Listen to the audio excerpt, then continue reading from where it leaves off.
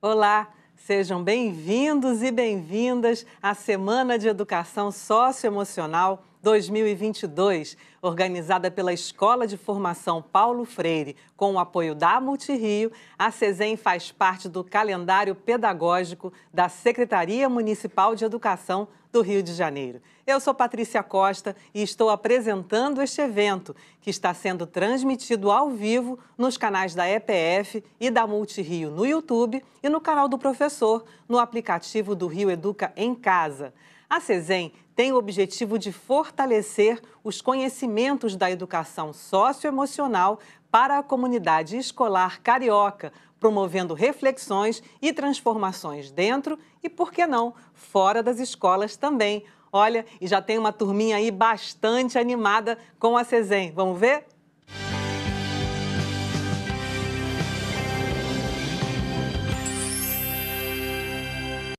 O que é SESEM? É Semana de Educação Socioemocional. Quando? De 4 a 8 de abril de 2022. Não esqueçam. Somos Carioca 1! Somos dessa maneira crer! Não tem propaganda melhor do que essa garotada, né? O tema da SESEM 2022 é Aprender é se emocionar. E ela foi organizada da seguinte forma. Nos 3 primeiros dias da semana, segunda, terça e hoje, apresentamos esses webinários ao vivo. E amanhã e sexta-feira, as escolas vão elaborar suas próprias atividades a partir das propostas apresentadas aqui e que se encontram na pasta SESEM na Escola. Olha, parece que as escolas já realizaram muitas coisas nos 2 primeiros dias, não é mesmo? E a gente pede também que vocês avaliem esses encontros virtuais. Basta acessar o link na descrição do vídeo aqui embaixo. Agora a gente vai ouvir a professora Daniele Mesquita, que traz boas práticas para inspirar vocês na escola aí. Vejam só.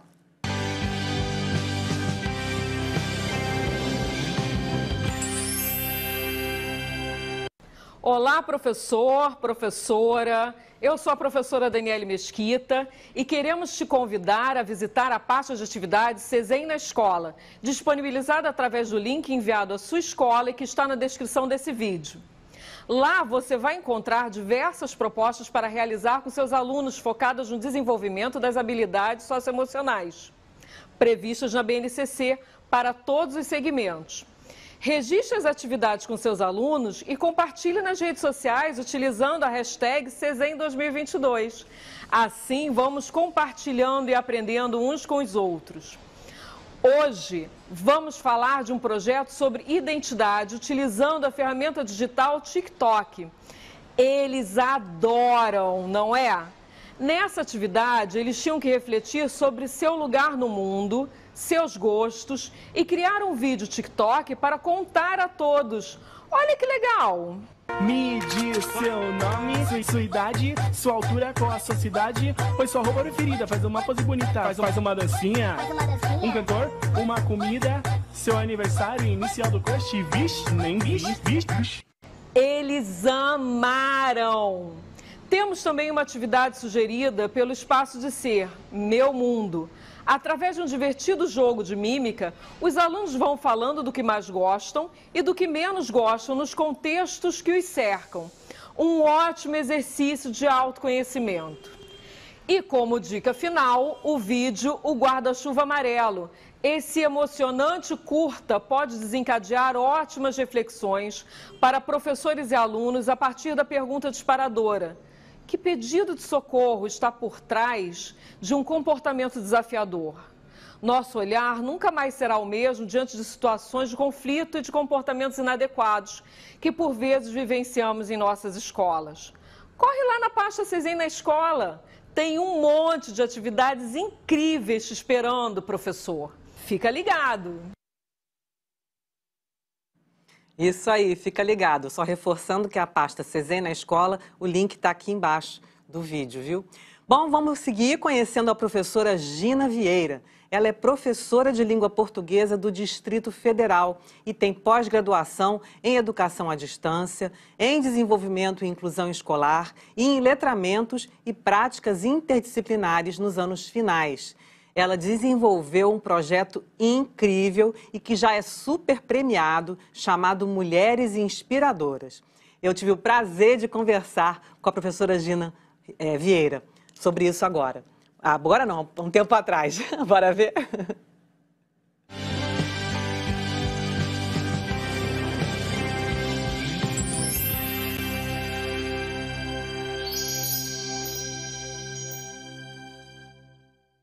Olá, professora Gina Vieira, bem-vinda à Semana da Educação Socioemocional 2022, tudo bem?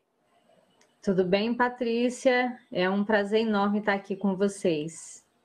Maravilha, então vamos começar com você contando pra gente como é que surgiu a ideia do projeto Mulheres Inspiradoras. A ideia surgiu quando eu senti a necessidade de ressignificar a minha prática pedagógica. Eu já era professora há pouco mais de uma década, já tinha estado imersa nesse paradigma da educação bancária, instrucionista, e queria organizar o meu trabalho pedagógico de uma forma que envolvesse os alunos. E, para isso, eu passei a usar as redes sociais como ferramenta pedagógica e identifiquei nas redes sociais as meninas repercutindo essa representação da mulher objetificada, hipersexualizada, e senti a necessidade de dialogar com meninos e meninas sobre o quanto essas representações desumanizam as mulheres. E aí o projeto Mulheres Inspiradoras propõe que meninos e meninas conheçam biografias de grandes mulheres, leiam obras de autoria feminina, para que eles possam, a partir das histórias de grandes mulheres, compreenderem o quanto os estereótipos de gênero que reduzem para as mulheres os espaços subalternos são prejudiciais a todos nós, produzem masculinidades hegemônicas adoecidas, fazem com que as mulheres se submetam a relações abusivas. Então, a partir do projeto Mulheres Inspiradoras, eles puderam pensar histórias de mulheres inspiradoras do mundo, do Brasil, da nossa cidade, das vidas deles. E hoje o projeto Mulheres Inspiradoras, depois de ser agraciado com 15 prêmios diferentes, inclusive o primeiro prêmio Ibero-Americano de Educação e Direitos Humanos, ele é uma política pública, ele faz parte do conjunto de políticas públicas do Distrito Federal de valorização de mulheres a partir de práticas de leitura e de escrita. Maravilha, viu? Parabéns, professora. Bom, o tema proposto aqui para a conversa são projetos inovadores e transformadores como o seu. Você acredita que os professores possam utilizar essa estratégia dos projetos para fazerem a diferença na vida e na aprendizagem dos seus alunos? Eu acredito. Eu acredito, primeiro, porque eu fui me aproximando da proposta, da metodologia, né, e da concepção da pedagogia crítica de projetos, justamente porque, como eu falei, eu fui formada na escola pública a partir do paradigma da educação bancária. Eu fui professora por cerca de 10 anos dentro desse paradigma e vi que ele é um modelo esgotado. Quando a gente fala de inovação em educação, projetos pedagógicos inovadores, a primeira coisa que vem na cabeça das pessoas é um monte de tecnologia digital. E embora isso também possa ser inovação, não necessariamente será, dependendo do uso dessas tecnologias, quando a gente fala de inovação, a gente primeiro tem que falar do nosso desafio de superar o paradigma da educação bancária, que ainda acredita que a educação está muito relacionada à cópia, repetição, reprodução, silenciamento, está muito relacionada à ideia de que eu aprendo só com a cabeça, então o estudante é percebido do pescoço para cima, se ignora a história, as emoções, o território, a identidade. Então, falar de uma educação inovadora e de projetos pedagógicos inovadores é, sobretudo, falar de uma forma de organizar o trabalho pedagógico que supere o paradigma da educação bancária e instrucionista. Pois é, a gente vê que não precisa de muita coisa, de muita inovação tecnológica para realizar uma ideia bacana, como você mesma falou, né? Você usou a biografia de grandes mulheres, de grandes nomes femininos, para começar a trabalhar, a fazer os alunos refletirem, né? Então, que dicas você daria para os professores poderem se inspirar nessa sua iniciativa para poder trabalhar esses temas, esses e outros temas que são tão ricos na discussão da Semana da Educação Socioemocional, professora? Excelente pergunta, Patrícia. As melhores ideias para inspirar o nosso trabalho pedagógico vêm de uma avaliação diagnóstica detalhada. Para eu fazer um projeto que responda às necessidades dos estudantes, eu preciso conhecer profundamente as aprendizagens, as lacunas nas aprendizagens, os conteúdos a serem ensinados, o território daquele estudante, as demandas daquele território, a história daquele estudante, a família daquele estudante.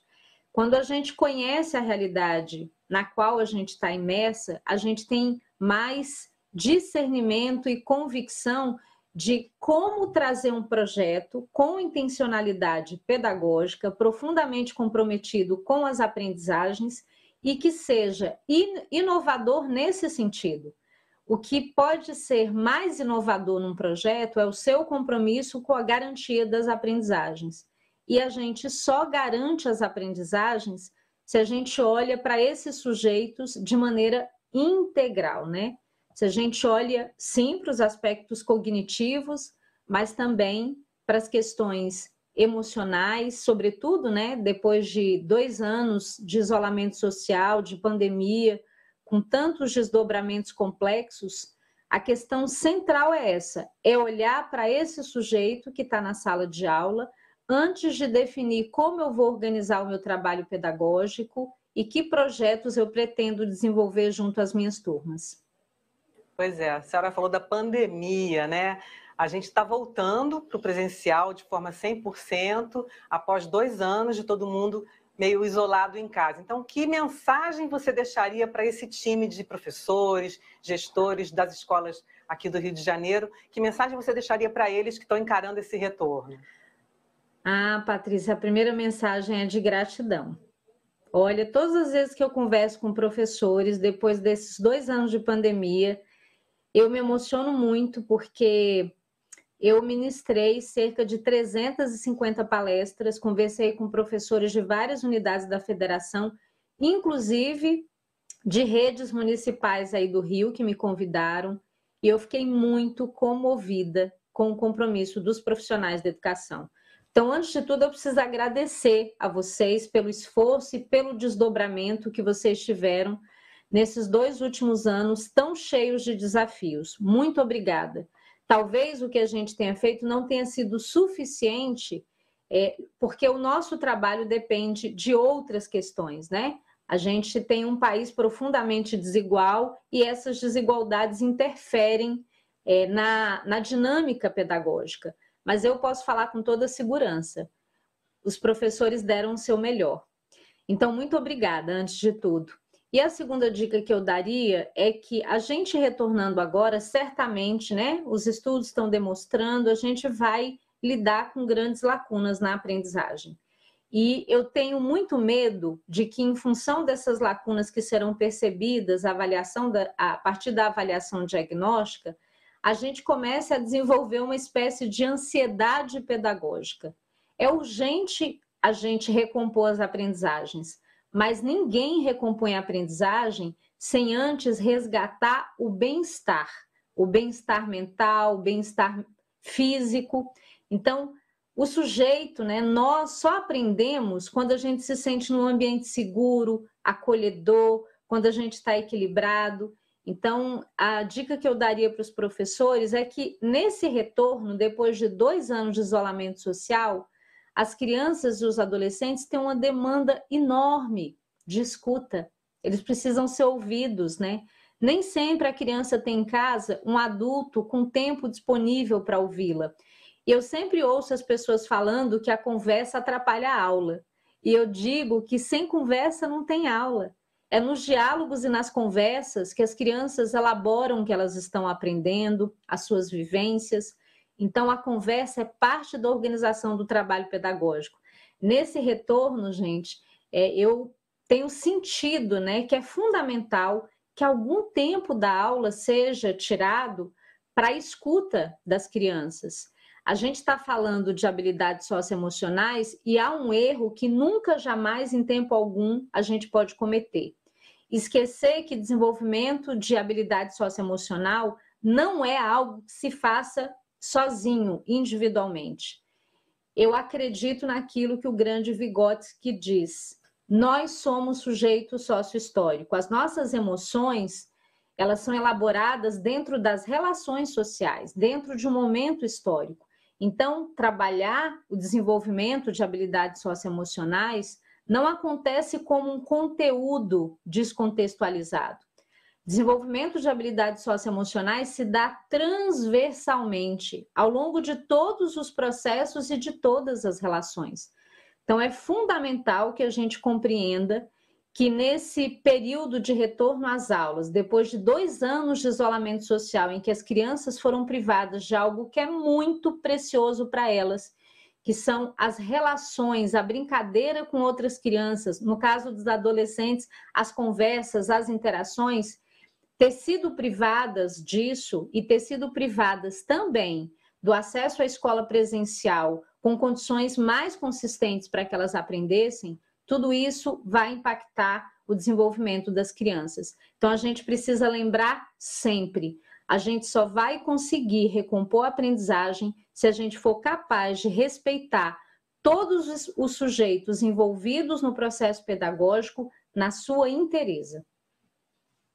Maravilha, professora Gina Vieira, muito obrigada pela sua participação na Semana da Educação Socioemocional 2022. Até a próxima, viu?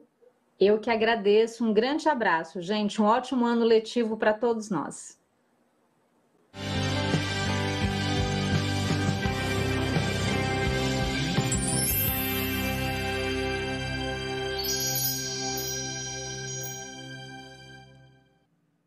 Que fala bacana da professora Gina, né? Adorei a conversa com ela e adorei conhecê-la, viu? Bom, a partir de agora, preciso da máxima atenção de vocês. É que a nossa próxima palestrante, a professora Beth Rodrigues, vai fazer 3 falas diferentes, uma para cada público específico. O primeiro vai para o público da educação infantil. A outra fala é para o público do ensino fundamental 1 e a terceira é para o pessoal dirigido aos profissionais do ensino fundamental 2 e da EJA, a educação de jovens e adultos. Nós vamos conhecê-la melhor agora e já já eu explico como será a dinâmica dos links que a gente vai dirigir para cada segmento. Beth Rodrigues é mestra em Linguística aplicada pela PUC de São Paulo. Trainer em Disciplina Positiva para Pais e Professores, reconhecida pela Positive Discipline Association, da qual é membro. É coach pelo ICI, Integrated Coaching Institute, especializado em atendimento de pais, psicólogos e educadores. É diplomada em Neurolinguística pela International Neurolinguistic Programming Trainers Association. Beth também é co-tradutora dos livros da disciplina positiva. Bom, as palestras da professora Beth Rodrigues foram gravadas. Se você é do ensino fundamental 1, pode continuar com a gente aqui nos canais do YouTube e da Multirio e no canal da EPF e no canal do professor no aplicativo Rio Educa em Casa. Já o pessoal da educação infantil, atenção, vocês devem acessar o link na descrição do vídeo aqui embaixo. Se você está vendo no aplicativo Rio Educa em Casa esse nosso encontro, você deve sair do canal do professor e ir para o canal da sala de leitura da educação infantil. É lá que está alojada a palestra para o seu segmento. A mesma coisa eu indico para o pessoal do Fundamental 2 e da EJA. No link aqui embaixo tem um link dedicado a vocês e onde está a fala da professora Beth para os seus segmentos. E para quem está nos assistindo no aplicativo Rio Educa em Casa, deve sair do canal do professor e ir para o canal Todos Juntos. As 3 palestras vão ficar disponíveis nos canais da Escola Paulo Freire e da Multirio no YouTube, para vocês poderem assistir de novo quando quiserem. E o tema das falas da Beth é o mesmo, práticas da disciplina positiva em sala de aula.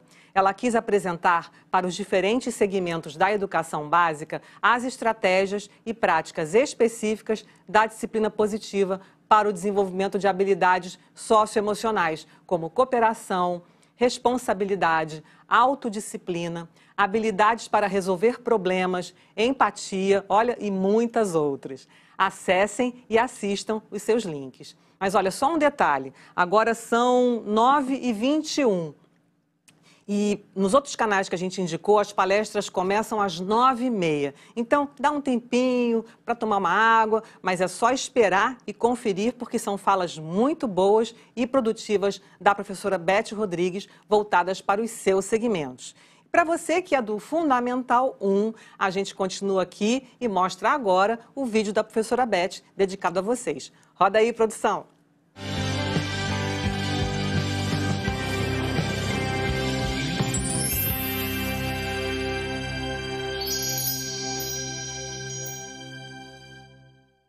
Olá, Beth Rodrigues, bem-vinda à Semana da Educação Socioemocional 2022, tudo bem? Tudo ótimo, muito obrigada pela oportunidade, pelo convite. Eu quero agradecer à Secretaria Municipal de Educação do Rio de Janeiro e a Multirio, que é a nossa parceira, está sempre aí nos ajudando nesses eventos. Muito obrigada, promovendo esses eventos. Maravilha, então, pode começar a sua palestra para a Educação Fundamental 1. Pessoal, queridos colegas, né, professores do Fundamental 1, eu quero dizer que nesses mais de... Bom, vou assumir, os meus 38 anos de magistério, a maioria foi dedicada a essa faixa etária do Fundamental 1. Antigamente a gente chamava de primário, pessoal. Bom, essa idade é uma idade deliciosa, não é?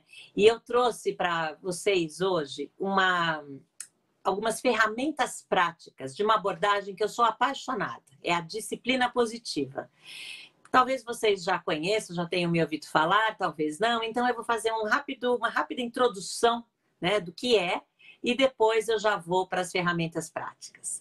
Então, olha só, a disciplina positiva é uma abordagem socioemocional. Ela foi criada pela doutora Jane Nelson quando ela escreveu o primeiro livro com esse nome. Isso lá no comecinho dos anos 80. Hoje já existem vários títulos, mais de 20 em inglês, mais de 10 em português, sendo que para essa faixa etária eu recomendo esse primeiro, esse amarelinho, né, o Disciplina Positiva, e também o Disciplina Positiva em Sala de Aula, um azul que traz assim bem boas dicas práticas para nós professores. Bom, essa abordagem tem a base teórica na psicologia de Alfred Adler, e entre os diversos conceitos, né, eu quero ressaltar o senso de pertencimento e de importância, que em disciplina positiva nós chamamos de conexão. Então, essa conexão é um dos princípios básicos e nós podemos usar alguns sinônimos para a palavra conexão. A gente pode chamar de ligação, de elo, de apego. E quando a gente consegue estabelecer essa conexão com os nossos alunos, quando eles se sentem pertencentes, importantes, amados, ouvidos, seguros, quando eles se sentem úteis, necessários, capazes de contribuir, nós conseguimos estabelecer e criar um vínculo que vai transformar o ambiente da nossa sala de aula. Eu sei, gente, que especialmente nesse ano de 2022, com essa pandemia, 2 anos essas crianças fora da sala de aula, nós temos aí um quadro muito diferente do comum, né? Do que eu tive nos anos que eu lecionava para essa faixa etária. Então, eu peço que vocês, professores, lembrem-se, né, de ser muito empáticos, não só com os seus alunos, mas também com os familiares dos nossos alunos. Porque para alguns desses alunos talvez não tenham ido à escola, seja a primeira oportunidade. Alguns desses alunos não aprenderam quase nada, né? dos conhecimentos acadêmicos, né? do ler, do escrever, das somas, das contas, enfim, todo esse conhecimento. Alguns desses alunos talvez tenham sido expostos a um ambiente agressivo, a um ambiente tóxico, perigoso. E eu quero lembrar que a disciplina positiva é uma abordagem não punitiva e não permissiva. A gente vai trabalhar a gentileza e a firmeza ao mesmo tempo. Nós não vamos ser só gentis e ficar passando a mão na cabeça das crianças, deixar eles fazerem o que eles quiserem. Mas também não vamos ser só firmes e autoritários e controladores e exigentes, sem dar nenhuma oportunidade de escolha, sem gentileza. Quando a gente é só um desses extremos, a gente não consegue ter ordem e liberdade ao mesmo tempo. A gente não consegue exercer essa firmeza e gentileza ao mesmo tempo, que é necessária, é fundamental. E pode ser que os nossos alunos tenham ou estejam ainda convivendo, vivendo em um ambiente familiar no qual existe algum desses extremos. Por exemplo, pais ou adultos, cuidadores muito autoritários, às vezes até agressivos, que apelam mesmo para os tapas, para os gritos, para as punições, para os xingamentos, essa agressividade, essa violência, os alunos aprendem a agir dessa forma.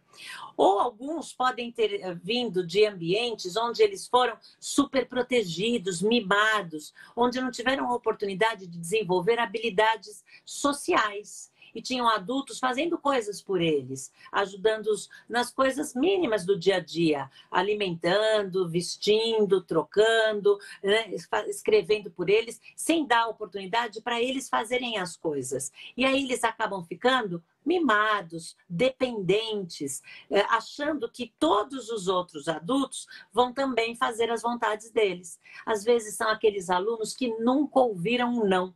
E que vão ouvir o primeiro não, vocês já sabem, né?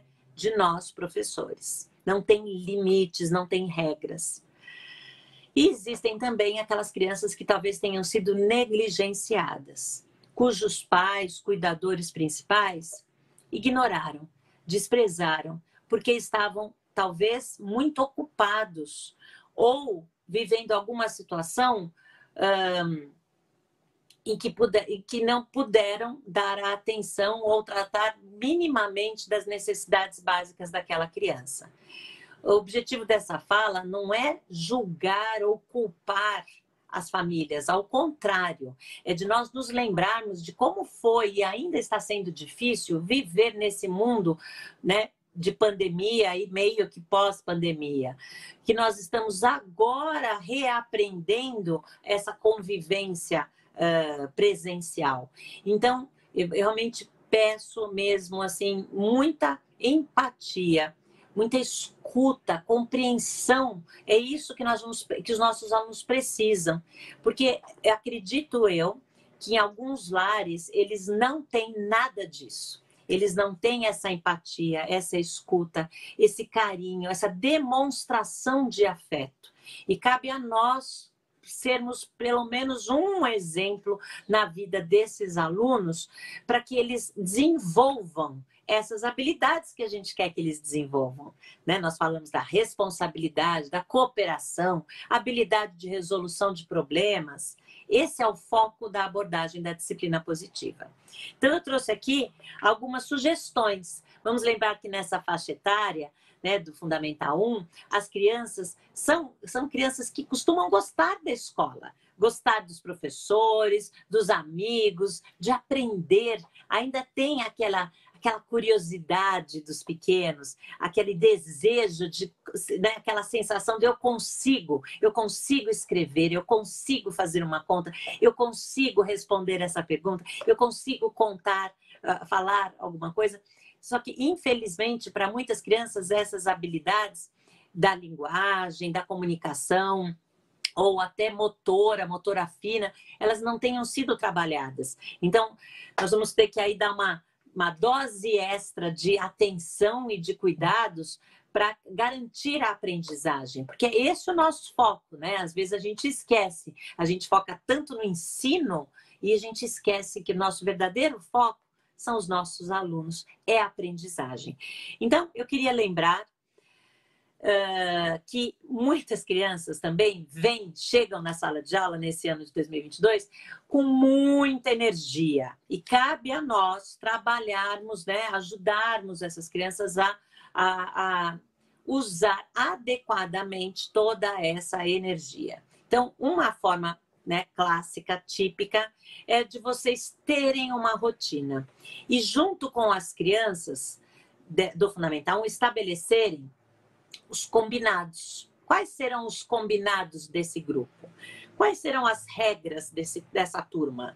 O que nós podemos decidir entre nós, né? Quais combinados nós podemos decidir entre nós que serão utilizados ao longo desse ano, ao decorrer desse ano. É lógico que você, profissional de educação, professora, pode trazer também algumas sugestões de combinados, mas ouça o que seus alunos têm a dizer. Juntos, elaborem, façam uma lista.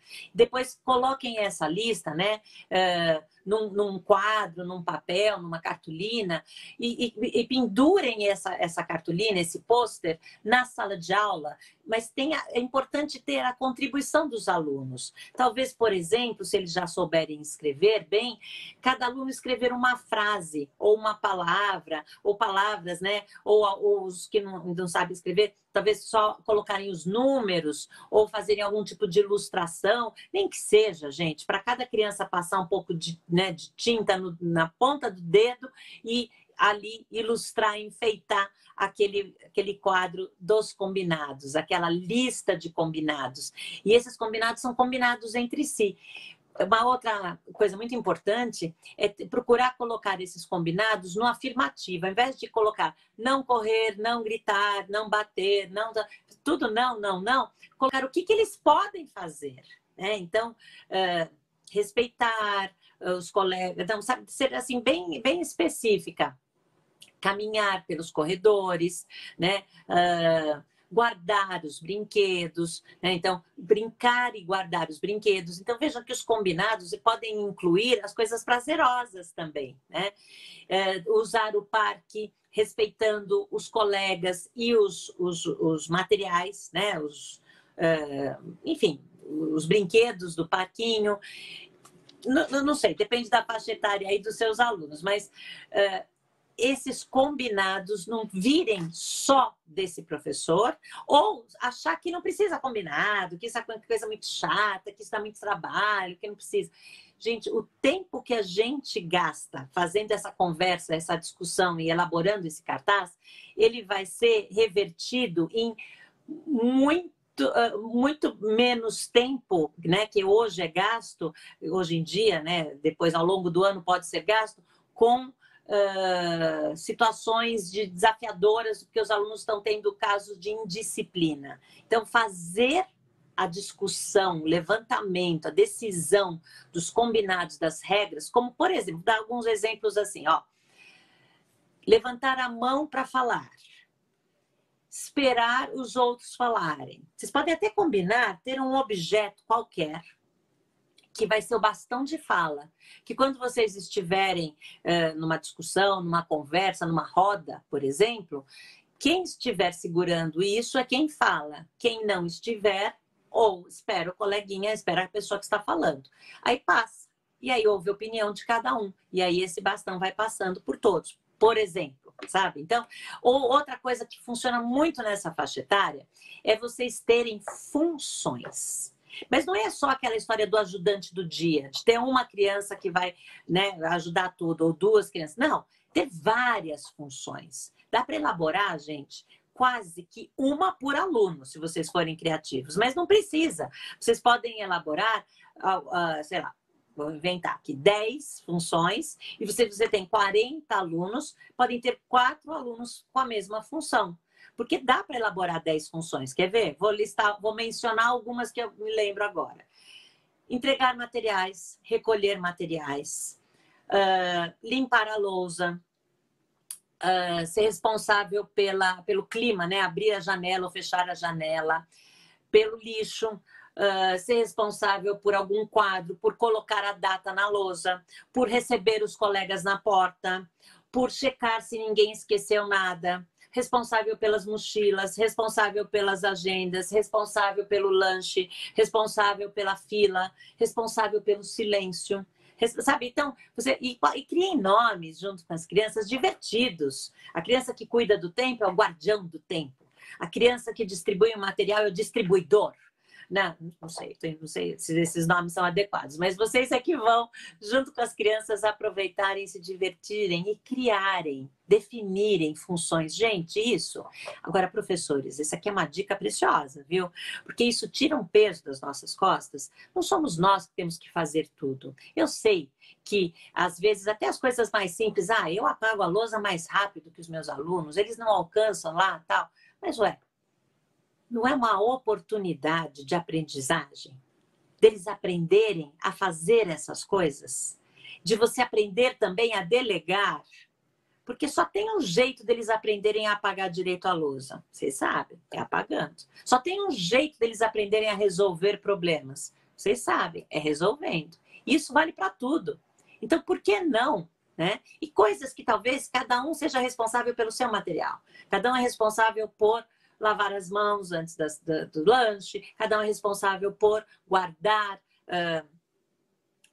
os seus objetos pessoais, né, na mochila, enfim, tá? Então, cada um aí, essas duas dicas, tanto vocês terem uma rotina pré-estabelecida, e por que não, ainda são crianças, essa rotina ser ou fotos das crianças, ou ilustrações, não só os nomes das aulas, né? Mas isso funciona muito com as crianças, saberem o que vai acontecer, né? Então, vamos supor que a sua rotina inclua o momento do lanche, o momento do parque, da aula disso, da aula daquilo, daquele outro. Colocar na lousa, ter um lugar, né? Um quadro onde existe essa rotina, eles já se acalmam. A rotina traz essa calma, essa tranquilidade, essa segurança tão necessária para as crianças. Então, mencionei a ferramenta da rotina, do quadro de rotinas, mencionei a ferramenta das funções na sala de aula, que é muito importante, né? E tudo isso é combinado, é acordado com os alunos. Viram? Não é a ausência no extremo da permissividade, né? A ausência de combinados, mas também não é uma coisa imposta pelo professor, pela professora que chega e fala, é isso assim, assado, tem que fazer porque eu estou mandando, tá? Isso não funciona. Outra coisa que eu queria mencionar é essa história do resolver problemas. Como que a gente pode ensinar os nossos alunos a resolverem problemas? Existem alguns passos básicos, né, que a gente usa isso a partir dessa idade mesmo, até a vida adulta, então vocês vão gostar desses passos porque podem ser utilizados até na sua vida pessoal, que é quando todos estiverem juntos, talvez em roda ou não mesmo sentados nos seus lugares, nós temos quando nós percebemos algum problema, alguma dificuldade, a gente trazer e fazer uma conversa amigável, onde todos na turma que quiserem vão poder se expressar. Talvez utilizando aquele bastão de fala que eu mencionei. Então, você sabe, estamos com esse problema. O tom de voz está muito alto aqui nessa sala. Como que vocês acham que a gente pode resolver esse problema? Alguém tem alguma sugestão? E aí eles já combinam com os alunos de quem quiser falar, levanta a mão. Ou, né, de passar, vou passar o bastão. Se você não tiver nada para falar, você só fala não. Ou passo, né? Porque você não tem nenhuma sugestão. Se você tiver alguma sugestão, você fala qual é a sua sugestão. E aí você lança, por exemplo, uma questão, um problema e tem essa conversa amigável, calma, onde todos podem expressar a sua opinião, o seu desejo, o seu sentimento, né? Você pode até perguntar, quem aqui, levante a mão quem acha também que está muito barulho na nossa sala de aula. E aí, vamos ver as mãos levantadas. Pode ser que ninguém levante a mão, porque eles estão tão acostumados aos gritos, aos berros, que nem percebem. Mas se uma criança levantar a mão e você também, pronto, já é motivo para trazer essa discussão, para fazer essa conversa. Aí, gente, o foco é a solução. O foco não é ficar apontando, é fulano que grita, é minha mãe, é meu pai, é você, não sei o que, não importa. O foco não é o culpado, a culpa, o erro que aconteceu. O foco é como nós resolvemos isso. O foco são as soluções. Então, quando a gente traz esse foco para a nossa sala de aula, o clima fica mais leve e todos querem contribuir. E as crianças são muito criativas. Eles podem ensinar a ter um volúmetro, né? Como que fala? Eu esqueci o nome, agora tem um instrumento que, como se fosse um termômetro, mediria a temperatura. Mas é um objeto para medir o volume. Volumômetro? Não sei. Vocês podem inventar um nome também. Mostrar até com desenho mesmo, sabe? De que vermelho está alto demais. Verde, ok. Amarelo, atenção. Porque, né, não tá quase ficando alto demais esse volume. Então, mostrar que volume que a gente usa nessa atividade. Esse aqui é um volume para conversar em grupinho, para conversar agora, pode conversar? Ou agora é uma atividade que pede silêncio, que a gente vai ficar em silêncio porque nós vamos ouvir uma história. Nós vamos ficar em silêncio porque nós estamos concentrados nessa lição de matemática. Agora não, é uma atividade em que todos vão conversar em grupinhos e vão juntos elaborar um produto, um desenho, alguma coisa. E aí, então, as soluções vão vir das crianças, mas você, logicamente, pode contribuir também, tá? Levantaram várias sugestões, vocês vão selecionar algumas para testar, para ver se funciona. E depois de um tempo, né, vocês podem voltar e verificar se está funcionando ou não. Então, essa é uma forma eficaz, né, de dar voz para os nossos alunos, de ajudá-los a desenvolver essa criatividade, essa habilidade de resolução de problemas, sendo um exemplo. Então, por isso que eu insisto, é muito importante ensiná-los em grupo a resolver problemas para que no futuro próximo, vamos supor que você teve um caso de que 2 alunos estão ali brigando. Nós temos que tomar muito cuidado enquanto professores para não tomar partido. Então, uma das ferramentas da disciplina positiva é colocar todos no mesmo barco. O que significa, gente, não escolher, não priorizar, não tentar descobrir, porque às vezes nós, professores, fazemos o seguinte: a gente culpa um dos alunos, responsabiliza aquele aluno com dedo em riste, com bronca, com tom de bronca, de sermão. A gente fala o que aconteceu, como aconteceu, por que aconteceu, como que aquele aluno tem que se sentir, olha o que o outro está fazendo, coitadinho do outro, e a gente acaba tomando partido, decidindo quem foi o agressor ou agressora, quem é a vítima, e o que aquele agressor agora tem que pedir desculpas, como se fosse funcionar, né? A gente pode e deve ensinar os nossos alunos a resolverem as situações de conflito deles sozinhos. Lógico, você pode dar essa opção. Vocês querem resolver sozinhos ou vocês precisam da minha ajuda? Se eles disserem que precisam da sua ajuda, você vai ouvir um, ouvir o outro. Fazer um resumo do tipo: entendi, vocês estão brigando por causa desse brinquedo. Logicamente, você já tirou esse brinquedo da mão dos dois, né? Ou vocês estão brigando por causa da... né? Já entendi. Como vocês podem resolver isso? Aí houve a sugestão de um, houve a sugestão de outro. Se eles não tiverem nenhuma sugestão, você pode pedir para pensarem e depois, num outro momento, depois do recreio, a gente volta a conversar sobre isso. Eu também vou pensar. Ou se você quiser trazer já alguma sugestão, posso trazer uma sugestão para vocês? Você dá uma sugestão respeitosa. E aí vocês procuram focar em solução. Então, é na prática, é no dia a dia. Você deve estar pensando, mas vai dar um trabalho. Se eu fizer isso, eu não vou dar mais aula. Eu só vou ficar resolvendo problemas. Gente, a gente demonstra algumas vezes.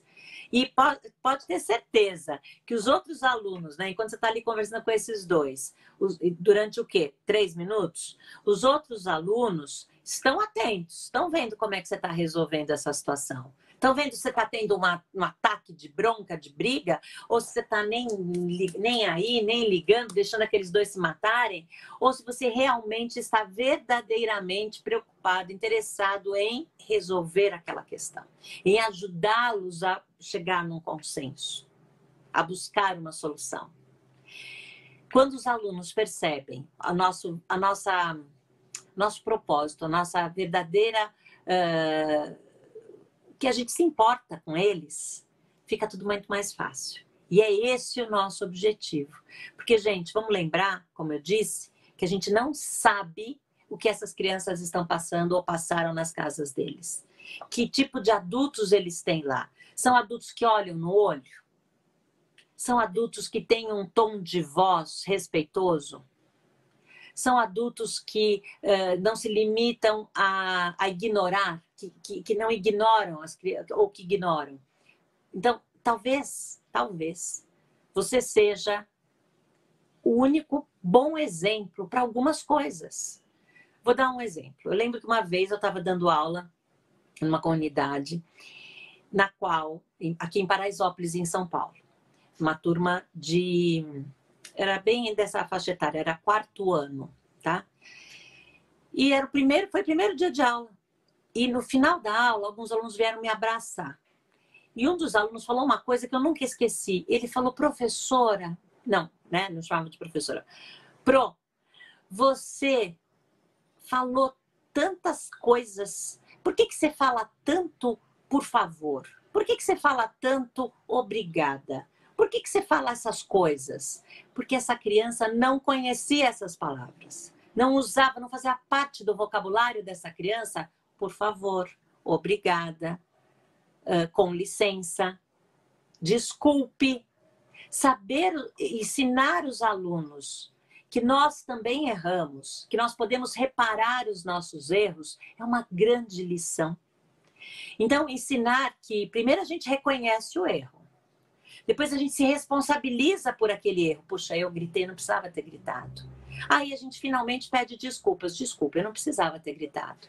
E aí finalmente vem o 4º passo, que é o primeiro é reconhecer, o segundo é responsabilizar-se, o terceiro é o reparar, né, que é o pedir desculpas, e o último é resolver. Então é quando você dá uma solução ou busca junto com as outras pessoas envolvidas uma solução para que aquilo não se repita. Então vejam que existem inúmeras, dezenas de ferramentas da disciplina positiva que nós podemos usar no nosso dia a dia, na nossa sala de aula. Hoje eu mencionei algumas, vou fazer aqui um resumão. Nós falamos sobre a importância da empatia, da conexão antes da correção, da gentileza e da firmeza ao mesmo tempo. Como, por exemplo, quando a gente cria um quadro, uma lista, uma relação de combinados com os nossos alunos, junto com os nossos alunos. Quando, por exemplo, a gente tem uma rotina bem estipulada e clara, explícita, os nossos alunos sabem qual é a nossa rotina de trabalho. Quando a gente demonstra atenção, escuta ativa, quando a gente sabe validar o sentimento dos alunos, ao mesmo tempo que a gente demonstra que qualquer sentimento é válido, mas que nem todo comportamento é válido, que eles têm que saber lidar com os diferentes sentimentos de formas respeitosas. A gente pode ensinar os nossos alunos a resolver problemas em grupo, a gente pode ensiná-los também a autorregulação. Gente, vamos lembrar que o nosso cérebro, responsável, o córtex pré-frontal responsável pelo controle das emoções, só se desenvolve lá com 24, 25 anos. Mas antes disso, a gente pode ensinar os nossos alunos a minimamente respirar profundamente, fazer uma pausa, fazendo a nossa pausa, ensinar, ser um exemplo de calma, de autocontrole, de tom de voz respeitoso, de paciência, porque de bom humor, vamos trazer bom humor para a nossa sala de aula, leveza, sabe, trazer os nossos jogos da nossa infância, ensinar brincadeiras. Muitas crianças não tiveram, foram privadas da oportunidade de brincar com outras crianças, jogar, aprender brincando, ter esse clima de alegria, de bom humor, de calma, sabe? Um clima de paz, de harmonia. Não é isso que nós queremos para nós, para a nossa vida, para a nossa sala de aula? Muito bom, Beth, que você está falando. Bom, mas tem pergunta aqui, olha. Qual é a melhor ferramenta da disciplina positiva ou estratégia que você indicaria para casos de repetição de comportamento agressivo? Aquela criança que bate ou a criança que fala de forma muito agressiva. Você falou aí que o sentimento é válido, mas não o comportamento, né? Então, dá essas dicas aí para a gente. A gente pode sempre se colocar numa postura empática, né, de respeito, de tentar descobrir por que aquela criança está sendo agressiva. Talvez ela esteja apenas reproduzindo um modelo da casa, né, da família, da experiência de vida, enfim. Então, agora não é a hora de, como eu disse, buscar culpados, mas buscar soluções. Eu acho que através do nosso exemplo, através de uma conversa individual com essa criança, ensinando essa criança a se acalmar, ensinando respiração profunda, ensinando a contar, talvez até criar um espaço na sala de aula para que as crianças que quiserem, não é um lugar que a gente manda a criança, tá? É um lugar que a criança, se ela quiser, ela vai lá para se acalmar. Pode ali ter um almofadão, pode ter um papel com lápis de cor para desenhar, pode ter aquelas bolinhas para amassar, pode ter massinha, e ela não vai ficar lá muito tempo, ela vai ficar lá por alguns minutos, só para perceber o coração acelerando, né, deixando de estar acelerado, ou talvez às vezes com a raiva a gente fica mais quente, então percebendo, né, que você deixou de estar tão quente, que os seus músculos, né, os músculos que a gente trava, os dentes e tal, já estão mais calmos. Então, verbalizar isso para as crianças, deixar isso claro, de que é natural sentir raiva. E quando a gente sente raiva, acontece isso que eu acabei de mencionar. E aí a gente ensina a lidar com isso. Eu acho que isso deve ser conversado. Isso faz parte, gente, de uma educação emocional, de uma alfabetização emocional. E nós não fomos alfabetizados emocionalmente, então nós adultos temos mais dificuldade, mas é simplesmente falar, expressar, falar sobre sentimentos, falar sobre os nossos sentimentos, deixar as crianças falarem sobre sentimentos, deixando claro, como eu disse, que qualquer sentimento é válido, mas nem todo comportamento é. E aí as regras, elas entram muito bem, dando limites do que é aceitável e do que não é aceitável. E o que pode acontecer quando alguma criança tiver algum comportamento agressivo? Ela, por exemplo, se isolar do grupo, mas se isolar, vejam, não como punição, mas se isolar até para fazer uma pausa positiva, né? Se isolar para esse cantinho da calma, ou se isolar para ir no banheiro. Você não quer tomar uma água no banheiro? Ou então você não quer ficar aqui um minutinho? Você prefere uma água ou você prefere respirar fundo?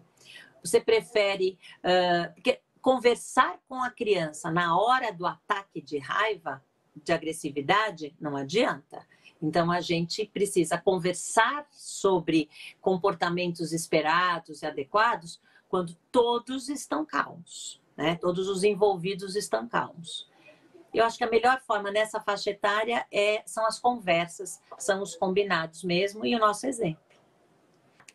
A gente passou por 2 anos de pandemia, né? Isso provocou, de alguma forma, um desinteresse das crianças pela escola. Que dicas você daria para o professor despertar de novo esse interesse, atrair a criança para os estudos e, principalmente, como é que se ganha os pais para essa causa de se envolver no despertar do interesse da criança pela escola de novo?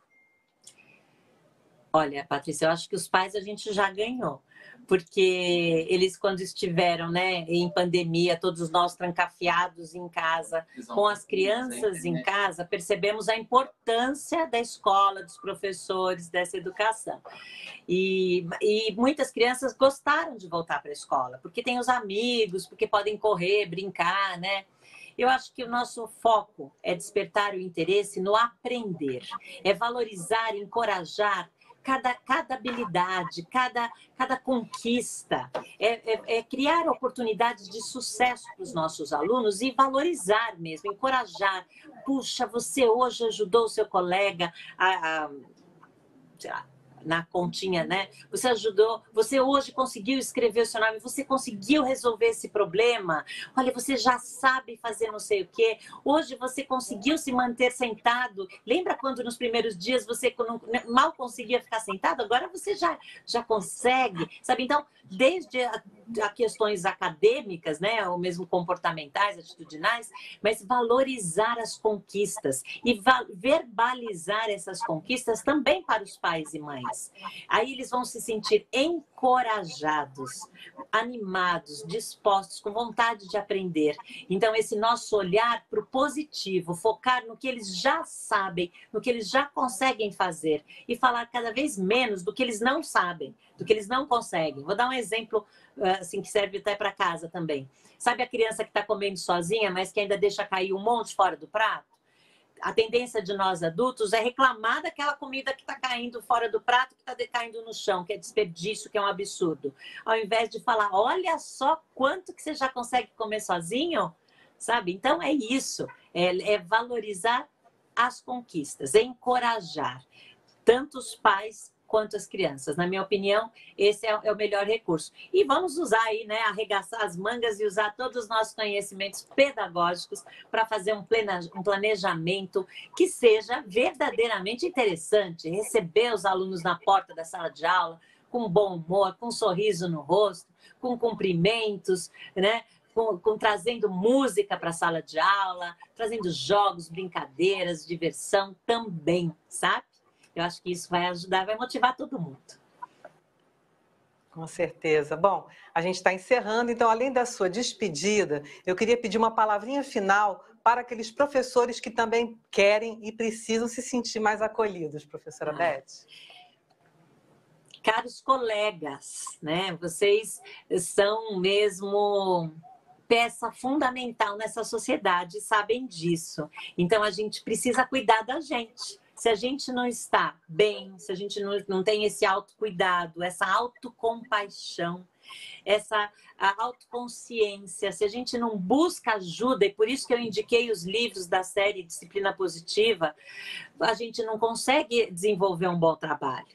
Então, fica aí a minha recomendação de estudo. Aliás, eu vou deixar também o meu Instagram, é @disciplina Positiva Brasil, porque eu estou sempre postando, fazendo, né, posts sobre educação, sobre criação de filhos, sobre sala de aula, então é para pais, para professores, profissionais de educação de modo geral e da saúde também. Então, eu queria me despedir desejando um excelente ano letivo para todos, que vocês tenham esse clima de aprendizagem, de leveza, tranquilidade em todos os ambientes, não só na sala de aula, mas na vida. Sucesso para vocês. Muito obrigada, professora Beth, pela sua palestra e até uma próxima vez.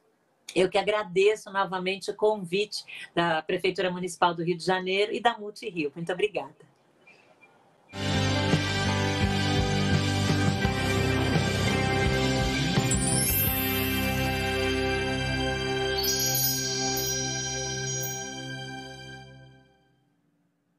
É sempre um prazer ouvir a professora Beth Rodrigues, né? Bom, e assim a gente encerra os webinários da Semana de Educação Socioemocional 2022. Obrigada a todos que participaram. Agora é continuar a sua formação aí na sua unidade escolar. Olha, e não deixem de avaliar a CESEM 2022, ok? O link que está aqui na descrição do vídeo vai ficar aberto para isso até o dia 15 de abril. E é uma forma também de você confirmar a sua participação nesse encontro. A live de hoje vai ser reapresentada nos mesmos canais às 2h da tarde, com interação pelo chat com as equipes desse horário. Então, organize aí a sua escola e participe. E vale lembrar também que todos os webinários da CESEM 2022 vão ficar disponíveis nos canais da Escola de Formação Paulo Freire e da Multirio no YouTube, ok? Por isso, assine os canais e ative o sininho de notificações para você não perder nenhuma novidade.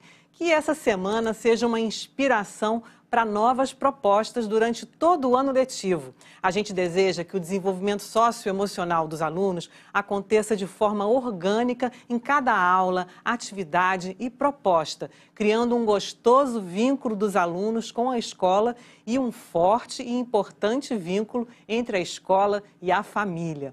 Tudo para promover a aprendizagem e o desenvolvimento integral de nossos alunos. Vocês seguem daí, realizando as atividades propostas na pasta CESEM na escola e compartilhando nas redes com a hashtag CESEM 2022. A gente se vê numa próxima vez. Tchau!